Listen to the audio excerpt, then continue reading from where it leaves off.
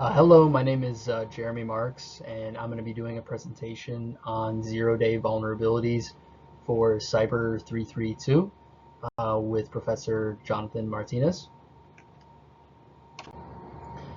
To start this presentation, I wanted to propose a scenario that can maybe help us identify what a zero-day hack would look like.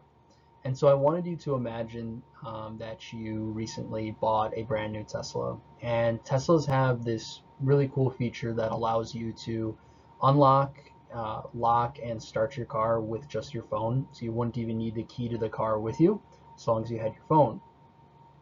And this works by sending a Bluetooth signal to your car. Now, I want you to imagine that you take your car, you go to a coffee shop, you park your car in the parking lot, you walk in, you buy a coffee, you sit down, and you set your phone on the table.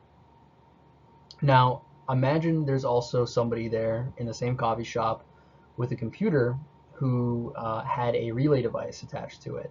And what a relay device would allow this person to do would be to intercept Bluetooth signals. And if this individual noticed that you had a Tesla, saw you walk in, and knew how the phone operates and how the Tesla cars operate, he could actually intercept the Bluetooth signal from your phone, which would allow him to basically mimic that exact same signal from his computer. And if he was able to do that, then he would be able to walk outside with his computer, go to the car, and as soon as he got close to the car would unlock. He'd be able to get in, and he'd be able to drive your car right out of the parking lot. And that's an example of a real life hack that occurred on Tesla vehicles. And this researcher named Sultan Khan, who worked for a cybersecurity firm called NCC Group, actually demonstrated how easy it is to complete that hack. He used his own Tesla, and he was successfully able to unlock and drive his car out of the parking lot in only 2 minutes. And I think the image I have here on this slide maybe demonstrates that process a little bit better. But essentially, as you can see, the victim has their phone with them, and it's sending out a Bluetooth signal. The attacker just needs to be somewhat near that phone, or that whatever is sending out that Bluetooth signal.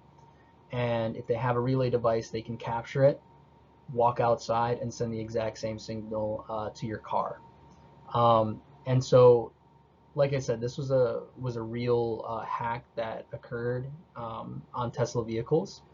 It's since been patched by using two-factor authentication, but the period of time where it wasn't hacked, imagine how many cars could have been stolen if this was widely known.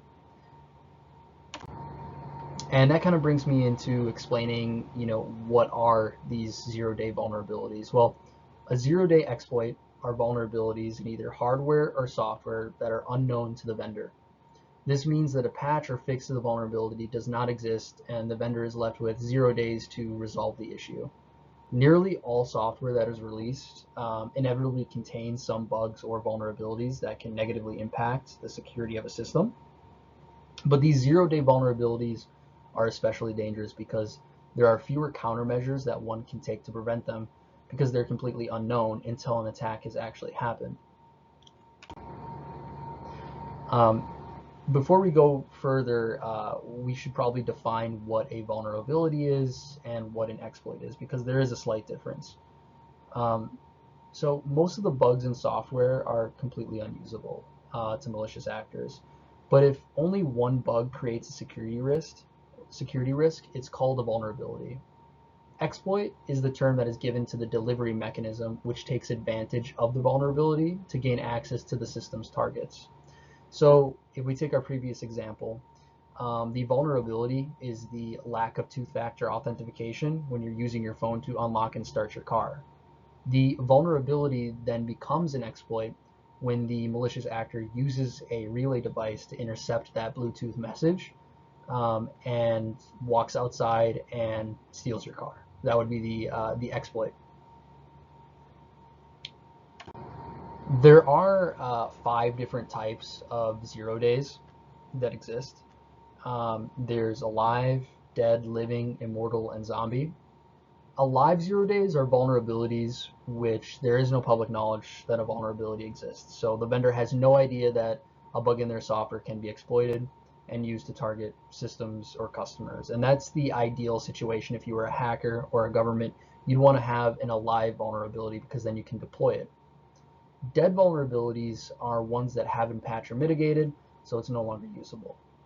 Living vulnerabilities are like alive ones in that it implies that the vulnerability is currently present and exploitable. However, living vulnerabilities are known by the vendor and are either being monitored by them or in the process of being patched. Immortal and zombie vulnerabilities are slightly different and a little bit more rare. Immortal vulnerabilities are ones which persist despite attempts to patch or mitigate it, so it's known. And these are often there's just the result of flawed patching processes or inadequate mitigation strategies. Zombie vulnerabilities are ones which are thought to be dead, but they reemerge due to rollback patches, reintroduction of old code, or flawed patch implementations. One of the key things about 0 day vulnerabilities is the timeline. And if you take a look on this slide, I have a timeline of typically how these 0 day vulnerabilities play out. So initially, the vulnerability is introduced, and at this time, the vulnerability is completely unknown outside of probably a small group of people who actually discovered it. During this process is when either that vulnerability is reported to the vendor or the exploit. If it's a malicious actor, the exploit is being created. Once that exploit is released into the wild, meaning that it's either deployed or it is in the hands of a malicious actor and currently in a system, that's where the 0 day attack gets its name from. Because at this point, the system is already compromised and the vendor has 0 days to actually respond and prevent the attack from happening. It's already happened. Now, at this point, the vulnerability will probably be discovered by the vendor at some point in time. And once that vulnerability is discovered, the vulnerability will most likely get disclosed to the public. And that's simply because if you are the owner of a software company and you are under attack from a 0 day, you probably want to let your clients know that there is a security hack and to have them either secure their data, move their data, or just protect it in some way, shape, or form. Once that vulnerability is disclosed, the antivirus signatures begin to be released, the patch is released, and then the patch deployment is completed. But the important part here is just to focus on the point when the exploit is released to when the vulnerability is disclosed publicly, because that's when all of the damage happens with these 0 days. The first 0 day exploits happened in the 80s, and this is where you get the Morris worm appearing in 1988. And it was one of the first internet worms. It exploited several vulnerabilities, such as buffer overflow and weak password security, to spread through the internet. It infected around 10% of the internet at the time, so a fairly large portion. And then in 2001, you had the Code Red worm, which exploited a vulnerability in Microsoft's internet services that had been known but not widely patched. It infected hundreds of thousands of machines, vandalizing websites and launching denial of service attacks. And its fast speed kind of highlighted the need for timely patching. Then you have the Blaster worm, which occurred in 2003. And the Blaster worm exploited a vulnerability in Windows DCOM RPC service. It caused widespread disruptions, prompting Microsoft to issue an emergency patch. And this worm led to increased awareness of the importance of applying security updates promptly. And the picture I have here on this slide is from the Code Red worm, because I just wanted to illustrate how far-reaching this hack was. Looks like nearly every single country was affected around the globe. So it kind of just highlights the damage and how fast these exploits can spread. So one of the prevention measures for zero-day vulnerabilities is the Common Vulnerabilities and Exposures Database. The CVE database is a suppository of known vulnerabilities that are explained in great detail so that security professionals can prevent them from occurring in their own systems.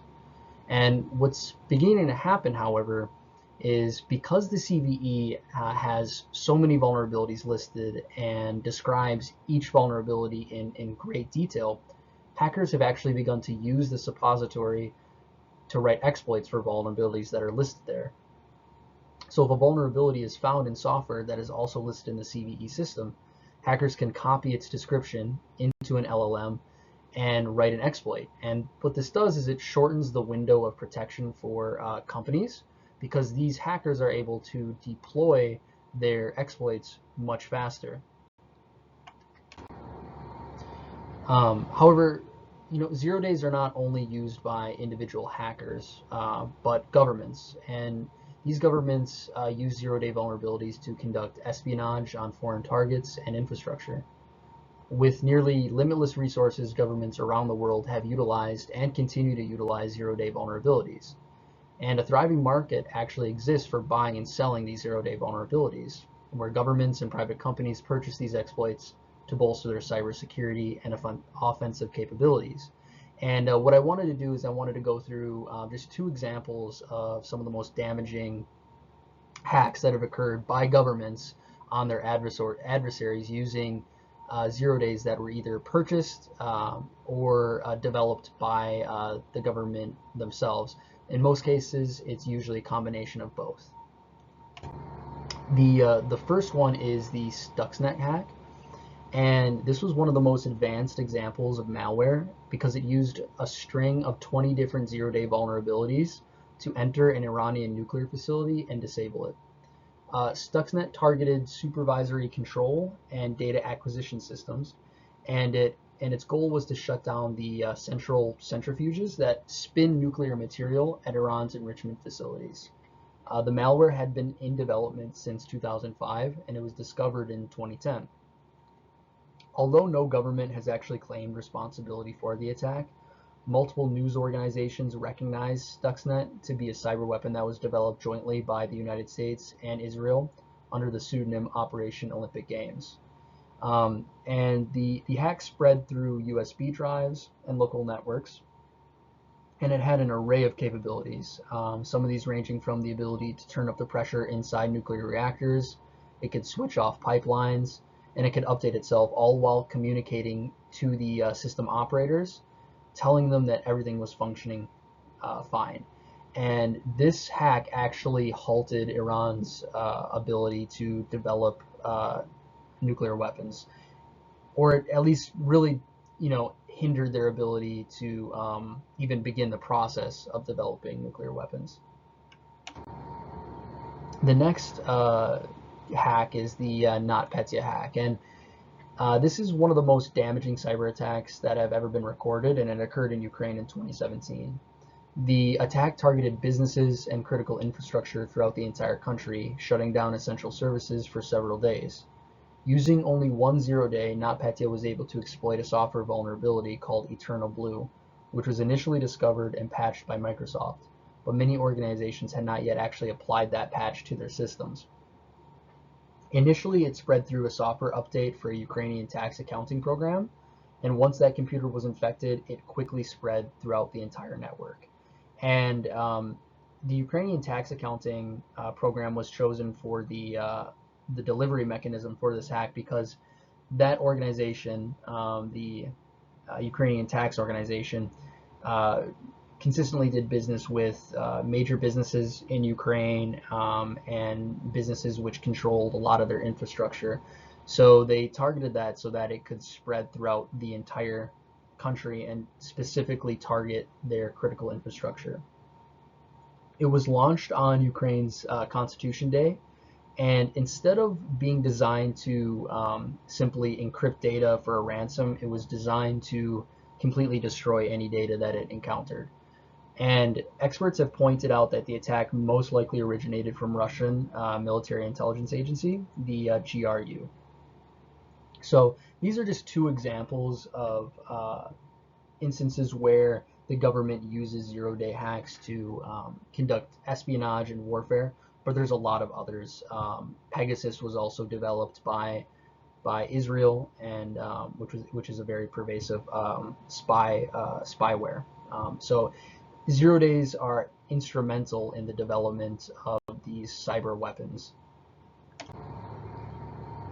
Um, Governments seek these zero-day exploits to gain a strategic edge in their cyber operations. They allow them to access, disrupt, or manipulate foreign systems without detection. And as we discussed previously, these tools allow them to attack critical infrastructure, military systems, and networks of their adversaries. As cyber warfare becomes more prevalent, a market emerged for buying and selling zero-day exploits. And this was driven by the demand of governments, criminal networks, and tech firms who want to simply purchase 0 days on their own software so that they can prevent future hacks. Some of the companies that actually deal in the 0 day market are Zerodium, CrowdStrike, and Immunity Inc.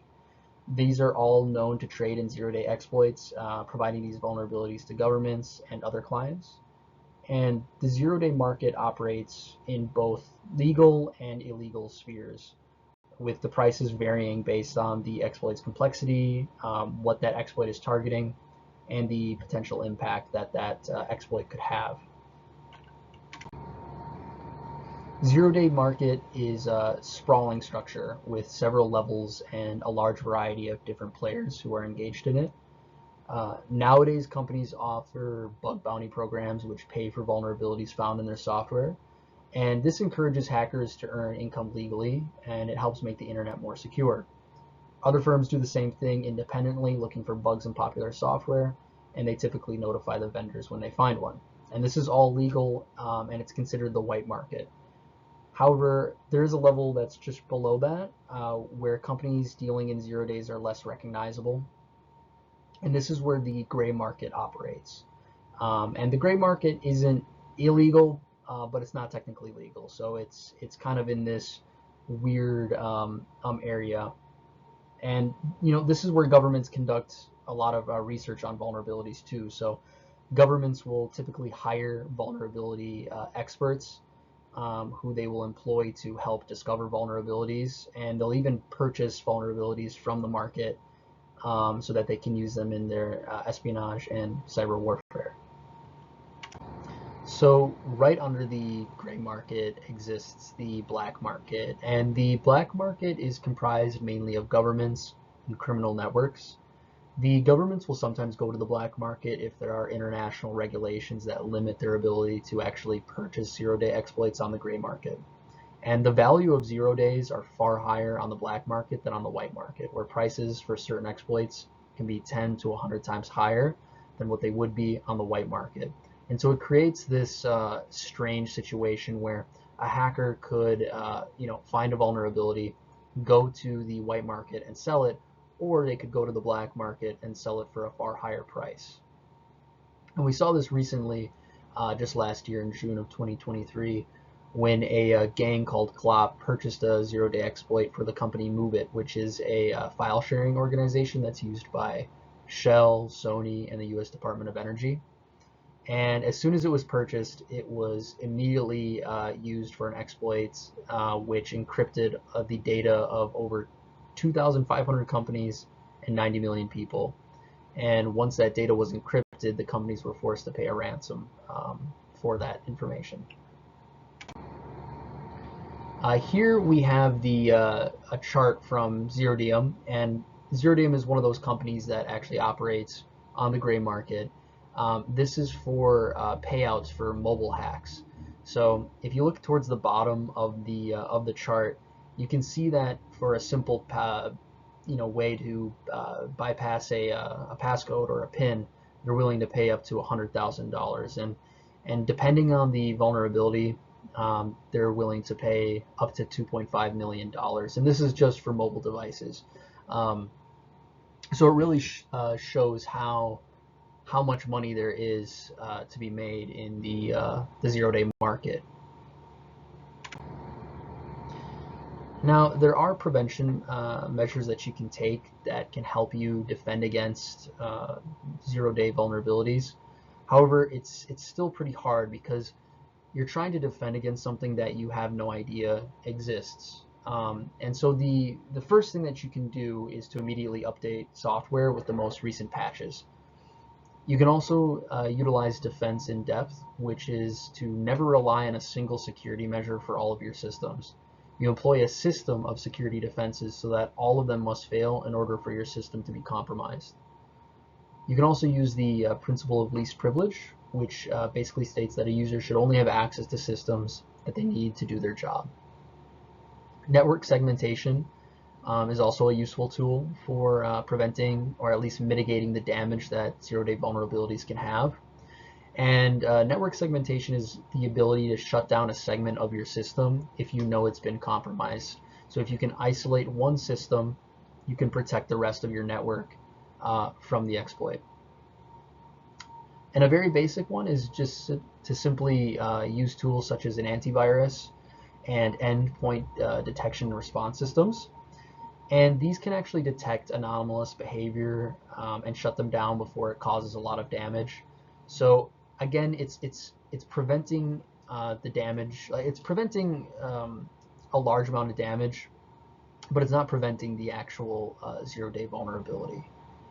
And lastly, if you make sure your team is educated and you keep your systems up to date, that is one of the most important aspects of preventing 0 days, because if you're reading the CVE database, if you understand the patches that need to be implemented, it can really make sure that you're not left in a situation where one missed update causes millions and millions of dollars of damage.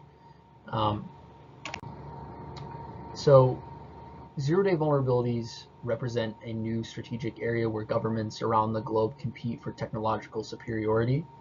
They leverage these exploits for national security, intelligence operations, and geopolitical influence. The demand for zero-day vulnerabilities drives the development of more advanced cyber capabilities, but also raises concerns about global cybersecurity stability and the escalation in cyber warfare. The commercialization of zero-day exploits also raises ethical questions about the balance between security and privacy, as well as the potential misuse for these tools to be used by governments and criminals. And that concludes the presentation. So just want to thank you for listening.